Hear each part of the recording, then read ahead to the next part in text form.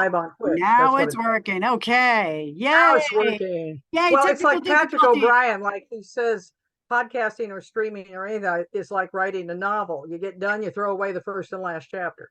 Yeah. The Yeah. first chapter is you explaining it to yourself, and the last chapter is starting to write the next book. Ooh, I had not heard So that. you just dump them, just cut them. You won't need them. Yeah, sometimes the scenes you're really married to end up not really making the cut. Well, the whole problem is you put this introductory chapter in for yourself, and through the course of the book, you mention it again anyway. Just clip it off. You don't need it. In media res, as it says, middle of the action, just dump in there. Everybody will get it. Everybody, welcome to InfoDump. I'm your host, Jada Adams. My guest today is Donna Barr, creator of Desert Peach and Stinz, both amazing commentary and comedy. And man, check it out. Her stuff is amazing. It's brutal. Yeah, it really is. I think that the time where Sig does acid by accident and becomes super Nazi, that was... Yeah, well, it wasn't acid. I think it was meth, because everybody in World War II, people forget World War II was run on amphetamines and everybody had them. So yeah. Our fathers were druggies with guns. Holy shit, can you, I can't even imagine going through Bastogne, like high on amphetamines. They were all high. The Germans were high. The Japanese were high. Everybody was high. And everybody was running on the promise of the women's bodies. And after World War II, everybody started making movies about what women went through, like Redbeard, and Zorba the Greek, and the incorrect version of Don Quixote. Everybody was making these powerful movies about the shit women put up with. And that's what those are. When you see them, it's like, oh yeah, and yeah, so they weren't ignoring that. That wasn't that when the term comfort women was created. The Japanese, the Russians were promised to be able to rape all the German women, and the Americans thought it was really funny to, trade off chocolate and nylons to starving women with starving children. I mean, and you look at the Vegas poll, the entire war, well, they all are. I mean, war is for stupid people, but it's also run for horny. And wait, here we go. I'm going to go off on this. No, I do not believe in war. I do not believe war's for stupid people. It's for people who can't get along and figure things out ahead of time.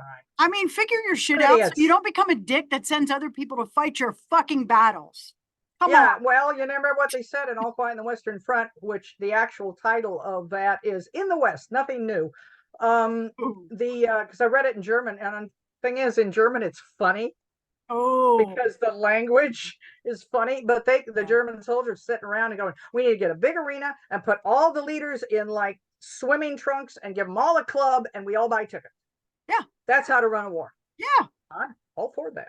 Like, you insulted me, good. Take that out on the person that insulted you. Have a conversation with them. Well, it's all about the world into it. What they did to the Jews was property grab. What we did to the indigenous, property grab. It's all greed and stuff they don't really need. One thing I want to tell you something. It's about, you got these billionaires that want to live in these hotels and stuff. Those of us in the comics industry are always living in hotels. We spend a weekend with maid service. Thank you very much. Blessings on the maids, because they do an amazing job. Like having a mom. Those poor service we live workers. like that, and we get banquets if we're a guest, and we get all this good stuff, and then we just get to go home and forget all about it, but we have to perform in return.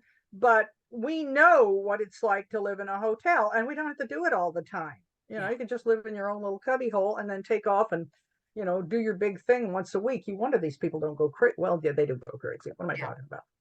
I mean, it's I remember there was a book recently I read, The Survival of the Richest by Douglas Rushkoff, where apparently the 5 richest men in the world reached out to him and said they wanted to fly him out to an island and talk to him about things. And he was like, ooh, will they talk about the future of energy? Will they talk about this? No, they wanted to know how to keep their security staff from killing and eating them after money stopped mattering. They wanted to know how much airflow should they account for in their, survive the apocalypse barge. Yeah, it ain't gonna happen, guys. It ain't gonna happen. The only thing that would happen is, just like with the asteroid, the tiny mammals and the tiny birds have got to be in cahoots together, because that's what happened last time. All right. The dinosaurs kept the mammals tiny, so they had to live in little burrows. And then the little birds get in the burrows with them, like the rattlesnake and the pygmy owls, that share burrows, so they can eat, they can hunt prairie dogs together. And so the only reason they survived was you both had these little tiny animals that could live underground for 5 days. And then the seed eaters all survived, and the root eaters. In other words, the only animals that survived were the vegans. Well, and we're cooperative species, Well, all species are cooperative. Well, except for man. One way or the other. I mean, groupers and moray eels go hunting together. They have signals to each other. Let's go down the reef and find some food. And coyotes and badgers work together. Everything is cooperative. The lions will not be bothered by the hyenas while they're trying to sleep off a meal, because all the herd animals come in around them and sleep near them, because the hyenas are not going to come near the lions. Yeah. And it's all cooperative. This whole idea of war is for stupid people. War is for diseases. I am highly convinced. Well, you know how there's certain plants and certain bacteria that kill everything around them. And in a bacteria, it isn't so bad because it's just a little space around them. And of course, we are made up of non-alive elements like everything else, and a lot of bacteria that came together and worked together. And I'm convinced that the human brain, at least in one demographic, is run by one of these murderous toxic bacteria that cannot survive if there's anything else alive around them. That's how they act. Interesting. What's that? I'm always coming up. Okay, I'm a science hag, and I'm always coming up with these weird ideas. And there's a woman called Mary Roach. Who writes these incredible. I love Mary Roach. And her Twitter is insane. And I'm saying Twitter because numbnuts had to buy X and then redirect Twitter to X. He doesn't dare get rid of Twitter. Anyway, she will talk to you on Twitter. And she knows this. Every time we get one of these whack job ideas, like where males come from, or the fact that breasts are actually fucking domesticated udders, she'll answer, and her readers will answer. And my whole dream is to get one of my ideas through to Mary Roach, and she writes about it. Oh man, that's the dream. The goal in life right now. I want to get a book that I inspired Mary Roach to write. She flipping hilarious. I love her writing style so much. I have so much respect. Well, she writes from the viewpoint of, I don't know what the hell I'm doing here, and then just goes into the middle of it. Oh yeah, it's spectacular. It's like a deep. I think there's only one word for her: fearless. Yeah. She's the original rabbit hole queen for all the stuff that you never thought you wanted to know about. Yeah, and the titles of her books, stiff, all of this stuff. I love that woman. Yeah, I do too. Oh God. Oh, and I should say this really quickly. I've been a whack job for years. I've been really interested in the German army, and I have a theory about that too, that all the German soldiers died and came back as women, and therefore that's why women are not putting up with this shit. So I'm 71 going on 72, which means I don't have that long to live, maybe till, if I only live till 90, that's another 20 years. Yeah. But I've found a young girl who is crazier than hell. She's always sending me clips to the funniest German army send-ups. Are we the baddies? Hello. Oh God. And the first time I met her, she was using a bucket and a screwdriver to recreate a German World War I Pickelhaube. Woman is nuts. She's funnier than hell. And I'm just saying, I'm raising up a new one. Outstanding. She's crazy. Outstanding. And she's also, when I suggest to her how to draw a horse, or how to draw this or that and the other, she gets into it. And because I'm telling her, you can draw that and go with this and get your ideas. She's becoming an artist. Fantastic. Yay, being an inspiration. Well, that's the other thing. I'm launching young artists, especially artists that are afraid to draw, or they've got all the equipment or whatever, and they launch and they just explode. And so my old idea that it takes years and years and years and years to learn how to draw, it only takes a month or two of obsession, and you're drawing hands and getting money as a caricaturist. That's all it takes. I know how to open up an art file in somebody's head. If it's there, it'll open. Okay. And all of a sudden, they're just blaring across the scenery. It's like, whoa. That's a hell of a talent. It only takes It only takes a few sentences. I cannot be hired as a teacher because any one of my classes would take like 5 minutes. I would give them my rules of writing, which are like, if it's funny, it's right, and that means weird or anything else. If it's physically possible for its time and place, it happened, and if it didn't happen, it should have. I've taken Patrick O'Brien's, which is first and last chapter. First and last chapter of a novel. When you get them done, just cut them off. You don't need them. And I don't know if I mentioned that already, but the first chapter is you talking to yourself, and the last chapter is writing the next book. Yeah. And then I have one more, and that is all your friends should be afraid of you. They open their mouths, they do something stupid around you. Anybody in history does anything stupid, it's fair game. Fair game. And I got some stereotypes and shit in the Desert Peach, and I at one point had somebody turn around and went, "Oh my gosh, gonna put it in a book." And I went, friends should be afraid of you.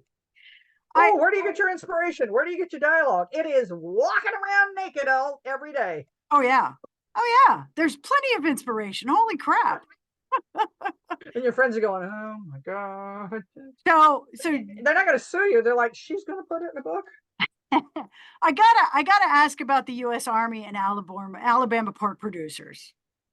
Oh, okay. This is insane. Have you heard of the PACT Act? And I forget what that stands for, but it's basically to take care of people who were like at Camp Lejeune and had any kind of exposure to chemicals and Agent Orange, blah, blah, blah, blah, all that stuff. Yeah. Now, I went on the VA and I was looking to see where I stood because I'm a Fort McClellan vet, and the Fort McClellan vets were in near Anniston, Alabama, who were it's a chemical weapons fort. Okay. Yeah. So the young men who were working, this is in the 70s, they're working with chemical weapons, and we had the WAC training, basic training. So everybody was down there, and look, they were storing mustard gas from World War I. Now you know that shit's leaking, and they've got nerve gas, and they've got Agent Orange, you got everything else. Yeah. Well, there came to be a case against the U.S. Army for Anniston, which is just outside of Fort McClellan. And part of it was also Monsanto, which was poisoning the groundwater. So they paid off everybody in Anniston kind of a pittance. I think it was like $1,500 a family. It's a black town. They're going to give them a pittance. That's what's going to happen. Yeah. But they did not pay off any of the thousands of vets who, like me, were poisoned. And I've had effects. I mean, all I got to do is drink. I have a toxic level. All right. Interpret that any way you want, folks. All I need is 2 glasses of white wine, and I am in the hospital in convulsions. Oof. I need 3 trigger points of exhaustion, alcohol, whatever. I'm in the hospital in convulsions, and I mean fucking convulsions. Oh, wow. All right. Now I've been poisoned.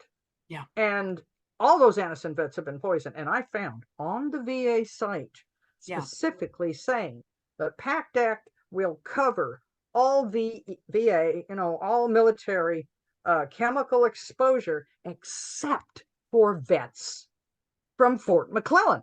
That's decades of people, thousands of people. I figured it out. I'll bet this is it because we're looking at Alabama.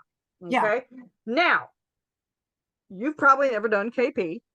No. Okay. I've done it a lot. I've done it 8 times in basic training. I've done it more than most people, but I usually got outside area, which is the garbage cans. Yeah. And that is not the worst job. The worst job is pots and pans. There was a woman once who had got an athlete's foot on her hands, don't ask, and they had her do pots and pans because the lye soap would chew off the skin on her hands. Hi, U.S. Army, how we fix things. Anyway, I'm in the outside area, and one of the things we had to deal with was separating things into the garbage cans. Yeah. And there were these cans that were marked edible garbage. Now that's all the foodstuffs. Okay. Yeah. Food, leftover food, you scrape the food. Yeah. And, and if somebody stupidly let a butter knife go into one of those, if you have never put your arm up to your elbow into cold, greasy, leftover breakfast food, garbage can, you haven't lived. Yeah. So I did that once. But edible garbage, and I had to ask, what the hell is we're going to eat this? What are you talking about? Oh, no, this goes to local pigs. Now, this is being used by local pork farmers. Contaminated garbage. And of course, Alabama raises a lot of pigs, and they can a lot of that pork. You have probably eaten it if you're not, if you're not Jewish, if you're not practicing Islam, if you're not these, practicing people, you have probably eaten it if you're practicing, or if you're just in general, if you're not vegan, since you're a little kid, you have probably eaten this pork in school, if nothing else, which means you have a planet full of people that could have been contaminated. Jesus. Now, I'm wanting to know if Alabama pork producers didn't manage to get a hold of the VA and say, get these people out of the packed egg. I can't prove it. Yeah. That's just a guess. But that's awful weird to have on the VA site. Everybody but you. Yeah. That's strange. Uh-huh. And it is Alabama. Jesus. It is Alabama. It's horrifying. Actually, that's one of my I can't prove it stories. Yeah. That I was going to tell. Yeah. Okay, I'm going to start you off slow with a little one. Okay.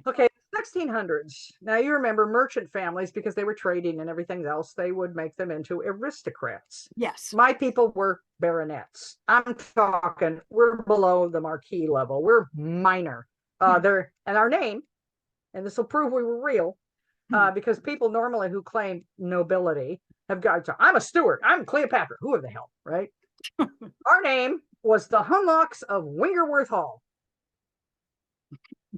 If you look up the Wingerworths, you can see their old building. It's like, 2-story little manor house. It had a couple of wings, but Cromwell bombed it. And there are photos of it from before 1927 when it was sold and part of it knocked down for tax purposes. But they were around when Shakespeare was around, and they were Catholic. Now, if Catholics kept their head down, abided by the rules, and pay their taxes, it's in many cases you just go along and do what you're supposed to, and you're not going to get burned at the stake. Yeah. And so here we are, and it's the time of Queen Elizabeth, right? And she's got a favorite poet, and my people are in, Warwickshire, and he's right in there. And so let's say the Queen's favorite poet is scoping for money all over the area. They did. Would my family have turned down the Queen's poet and not given him £5? Okay. Yeah. So I can't prove that my people were ever patrons of Shakespeare, but if you weren't, you're probably dead. That's awesome. Now, here's another quick one. My great whatever. Okay. First of all, my father's family sounds like, well, other than the Transylvania Rom, they sound like they were probably fought for the Confederacy. My father was raised in the Clan, Colorado. My mother was not. But obviously my mother's family came through the north. Okay. And we're probably Pennsylvania Dutch, and I mean the Germans, with their food and everything. But one of my great grandfathers during the Civil War, he was on the streets. All I know is he was on the streets of Washington, D.C. When they just built it. Yeah. And this was back when presidents would just lottied out the door if you want. And he was a pie boy. Big plate with pies on it. And he's selling all kinds of pies. Now, you cannot tell me that Abraham Lincoln, who absolutely adored pies, never looked out the window and went, "Whoa, pie boy's here," and ran out and bought a pie. You can't prove. You can't prove otherwise. It's like my mother's brother's first wife's first cousin is Lenny Riefenstahl. Wow. I remember that. I had to. But let me tell you the big, I can't prove it. Okay. My mother, as I was growing up, she would tell you things like how to preserve your life in case of danger. That, get behind a man and he can't catch up with you again. It's because the men have got a higher center of gravity and you can go around until they fall over. And also advice on how to get away from a bank robbery. Drive slow. Act like normal. Yeah, act like it's a day. Like what is. I know. Like it's a Tuesday. My mother's from Iowa. She's half farm, half town girl. How the hell would she know this? This doesn't make any sense. But she's always telling me things about, how to survive. I've taken a knife out of a guy's hand because of my mother. It's like, what? How do you get this stuff? But she's got all this gangster shit she knows. And they went through the depression. They had pigs and everything else. They were fine. But anyway, this is what happened. This is a weird story.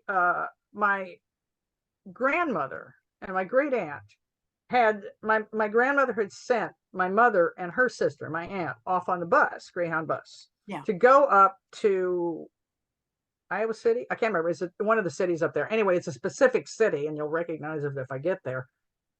And they put them on the bus, and the great aunt had gone to pick them up at the bus station. They were not there. It's like, what the heck are those girls? And talked to the bus driver, and it's like, oh no, they got off, practically right off. They just got off. They were, I don't know where they are.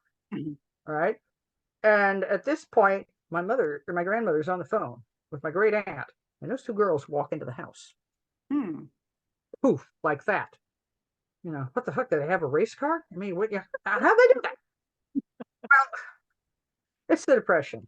You've got a lot of farmers running around with tractors using that much gasoline for a 100-mile trip. Yeah. No. But there is somebody in a big touring car with a bunch of men and one woman running around Iowa specifically for one bank robbery.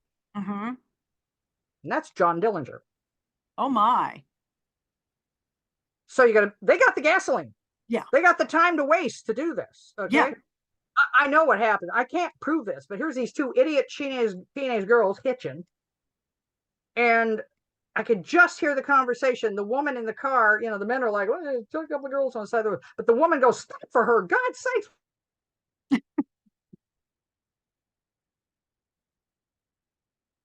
Oh, you seem to. And so, of course, they get in the car. I can't prove this.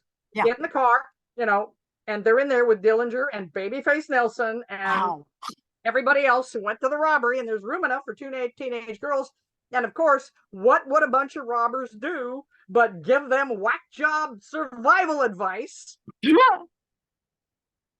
all the way through? And then abracadabra, and the town they were going to was where the robbery would take place. So they dropped the two girls off and went on to the robbery.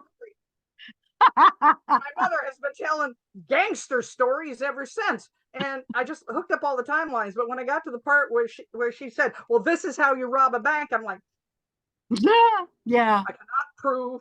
So if anybody else knows of Dillinger and his gang giving anybody hitchhiking, let me know.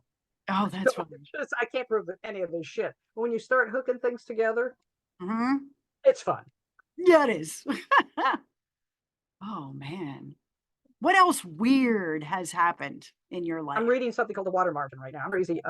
I'm listening to a podcast in which a Chinese guy is telling the whack job crazy version of The Water Margin, of the translation. And I'm listening to it, and I'm hearing all kinds of Eastern movies, Western movies, Robin Hood, and this stuff all was written in the 1200s. And I'm going, King Alfred, Robin. This stuff is switching back and forth across the Silk Road. All these stories, and I'm seeing it in Don Quixote, I'm seeing it in Robin Hood, I'm seeing it in Alfred the Great, and the marsh he hid in, the water margin. And I'm looking at all the crazy stuff and the mutes and the battles and the stuff that ends up in Kurosawa, and I'm going, this is all one story, East and West. It's a Silk Road story. It's written in the 1200s. Get the Water Margin. It is insane. Get a good translation of it, but I'm listening to it as a podcast because this guy is being hilarious. And The Water Margin? The Water Margin. It is so important to Chinese and to Asian culture. And it's gross. It's full of parties and drinking and poop jokes and murder and you name it. It's insane. Oh my God. It's how you can rise to be the emperor's friend if you are a riffraff who plays a ball game. It's written in the 1200s. That sounds fantastic. It's called The Water Margin. It's extremely important to the Eastern culture. But I started listening to this thing and I'm going, the other half of all this information, which it's like one of the leaders gets hit in the head with an arrow, and I'm going, that's Harold in the 11th century with the Normans. And you start hearing different stories and they're hooking up. I mean, I'm not going to do this, and I don't know if anybody's doing this, but if any of you literature people have to publish or perish, pick up both ends of the Silk Road for the water margin. Wow. Look at the Romans, look at the Normans, look at everybody on both ends and all they're telling, and the Japanese stories and everybody, and see if they don't all hook up back together. This isn't the water margin. This is the Silk Road. Wow. I'm That's fascinating. saying, Okay. if you need, look, I was once talking about Effie Briest, which is this wonderful, anti-dueling book from Prussia because they were killing each other. And I said in one of my German, it was a German class, I said that, well, it's a ghost story. It's got all these ghosts in it.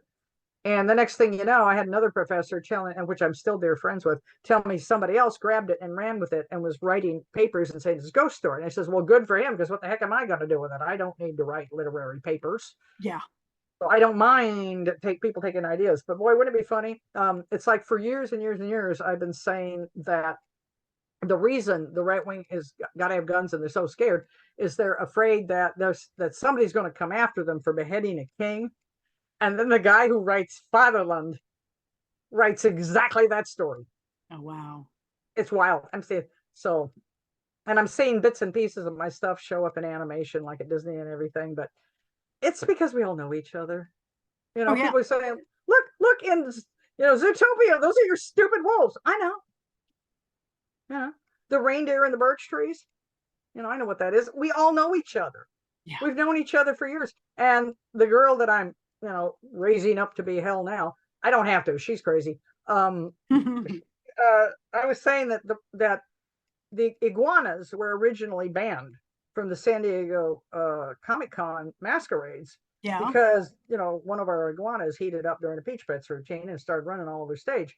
And she found the papers or the modern day announcement from San Diego Comic-Con. They ban animals, and the first thing they ban is iguanas. Jeez. You ever have a 4-foot long iguana suddenly warm up on stage and start running? Yeah. Man, that's just rude. Somebody in the crowd yelled, "Give an award to the little man in the iguana suit." And damned if they didn't have an award for the iguana at the end. Oh, I do love fandom. I love fandom. They're nuts. Yeah. I adore them. They're so funny. Have you seen the trailer for HBO's Ren Fair movie about the Texas Ren Fair and the drama behind who's going to be the next king? No, but I want to. It looks interesting, and I'm like, when are they going to make a Fen movie? I mean, they've made movies about conventions before, and you have the supernatural episode where Sam and Dean show up at their convention, and they're all you realize we're brothers, right? Yeah, give us some Ren Fairs. Come on, people. Yeah. You're right. They've done lots of Comic Cons, but damn it, Ren Fairs are just ripe. Oh, I know. In more ways than one. I mean, indeed. Hey, those costumes get heavy and nasty when you had to wear them for 3 days. Midsummer? Good God, why? Why? Linen, for fuck's sake. Come on. Yeah, I went to an SCA meeting once and I brought Chinese food, and I said that I just run into somebody named Polo. You can get away with anything you want as long as you got a good backstory. It doesn't matter. Oh, God. BS my way out of this one. I've done that more than once. Oh, God. Your mouth can save your life, and you can go any place you want with that particular one. Yeah. Oh my God. So ask some questions. I've run out of my what if stories. Okay. I want to ask about, you've probably been asked this before. What was your inspiration for Desert Peach? Oh, forgot. That's classic. And what happened was I was working at the University of Washington file room where they had everybody's records, right? And there's all kinds of crazy stuff about what was in there, including, what I did with somebody's record that was a wreck. I went in with a little tiny crow quill and proceeded to rewrite their entire record in Fractor. So there's at least 2 people got that. But what happened was we were all in there in the file room, and they came in and they started to paint the windows with this or not the windows, but the walls with this weird color. It wasn't baby aspirin orange. It wasn't pink. And people were, and I was just, what is this? And we're trying to name the color. And finally somebody said, it was either me or somebody else said, desert peach. And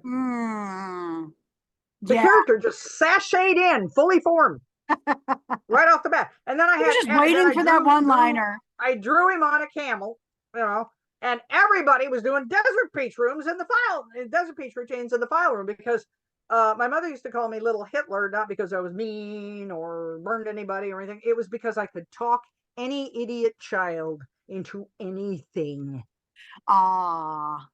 I mean, you kind of got to be careful with me, because I can talk people off a cliff, literally. Oh man. And you've been doing this since the 50s.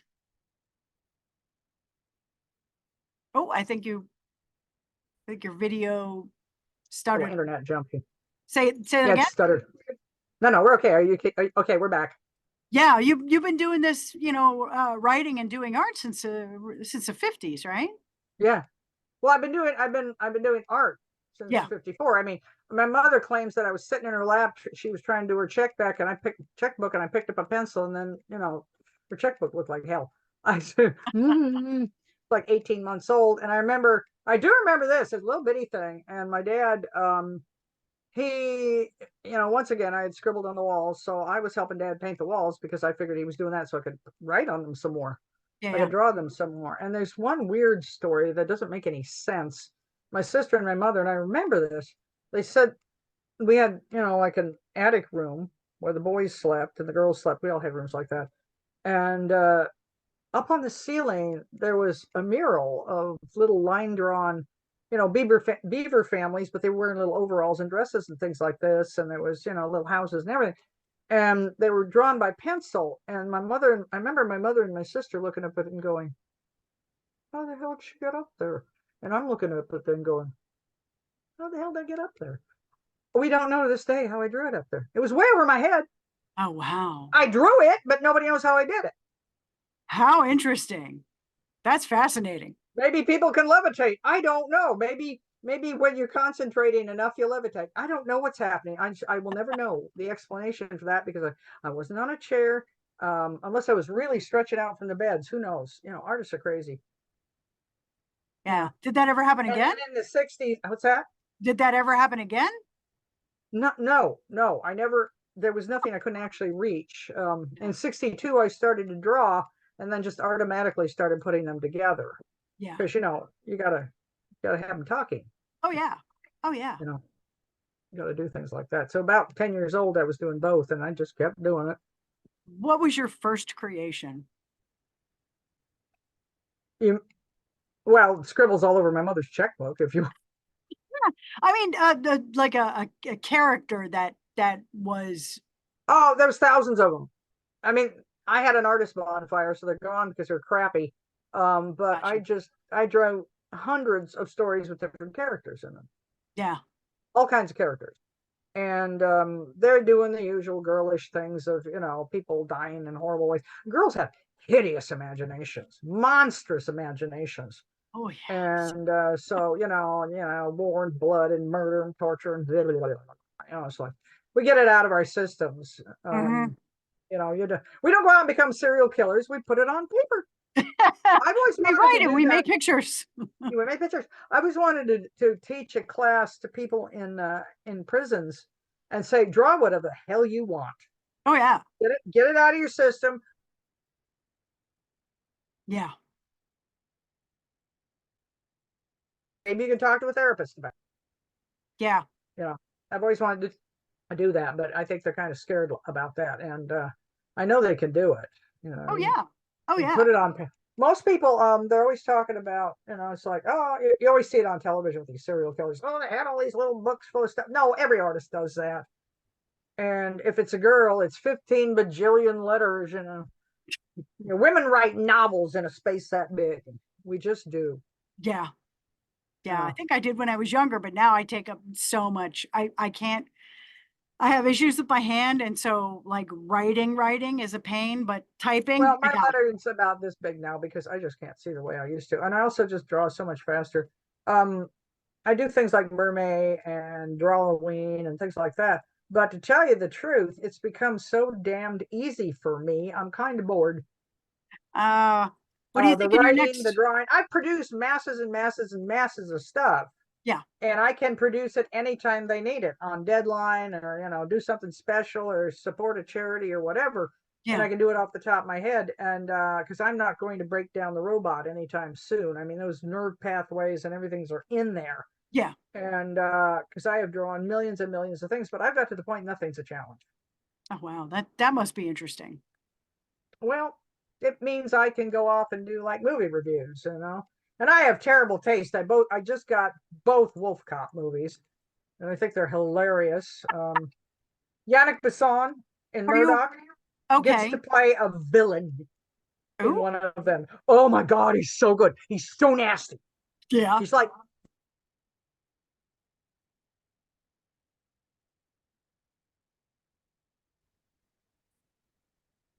I think we're getting a glitch again from your end. Yeah, There we unfortunately. go. There we go. It'll glitch once in a while. I'm out here in the middle of nowhere. It happens. It happens. Yeah, yeah, but I've just gotten so, I watch movies at home because I'm a movie nerd, but I love more than anything else to see what's happening with, props, Yeah, because what's happened with the whole CGI and AI things is people look at those and go, ew, anybody can yeah, do that. But what can you do for real?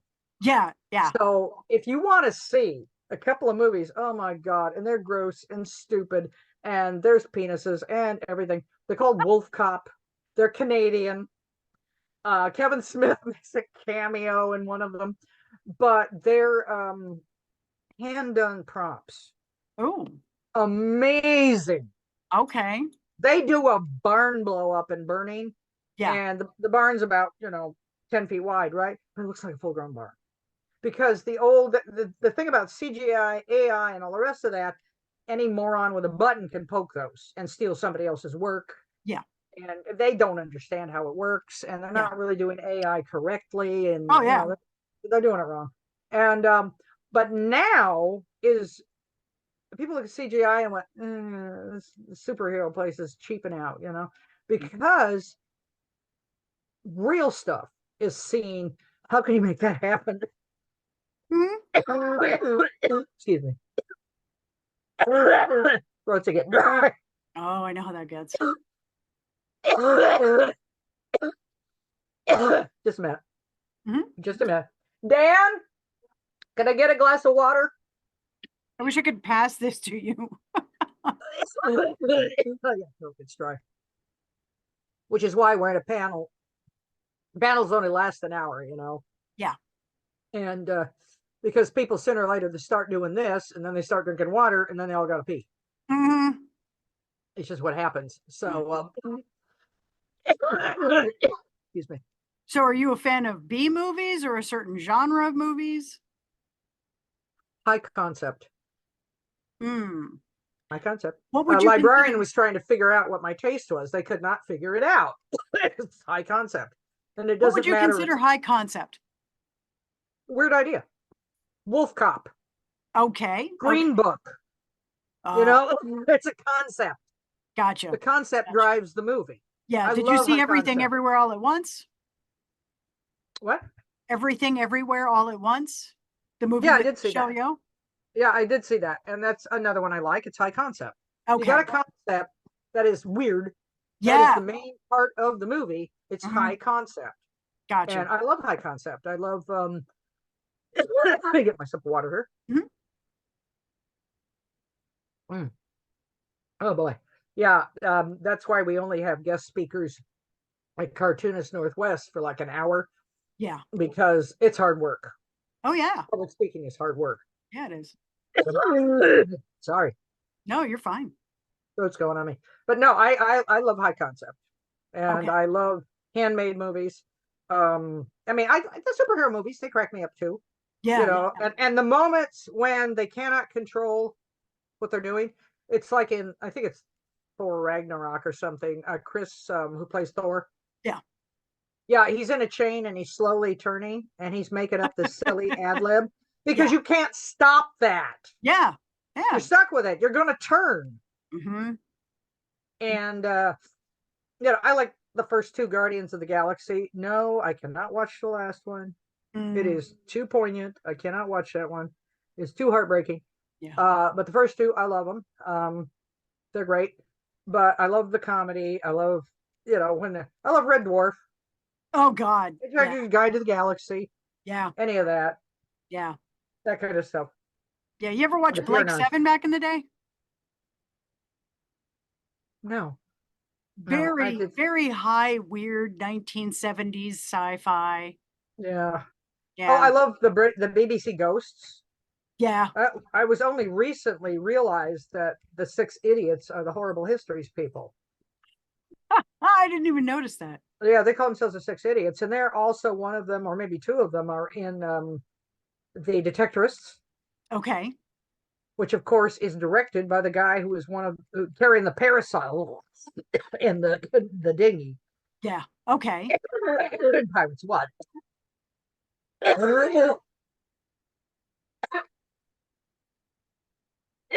Yes, I see you.